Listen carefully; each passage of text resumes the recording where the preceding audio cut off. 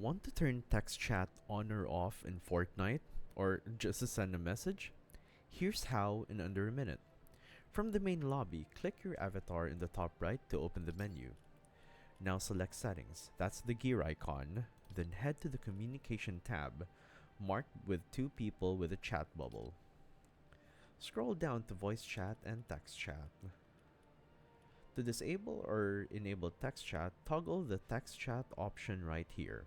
You will have 4 options for text chat. Everybody lets you send and receive chat messages from everybody in the game and party channels.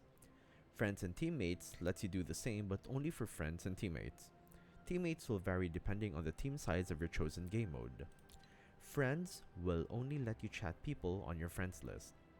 And turning this off will turn text chat and text reporting off.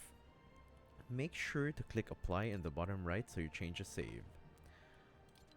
To send a message, press enter on your keyboard or tap the chat icon if you're on console. Type your message and hit send. And that's it. Whether you're going silent or coordinating with your squad, now you know how to control text chat in Fortnite. Drop a like if this helped, and I'll catch you in the next guide.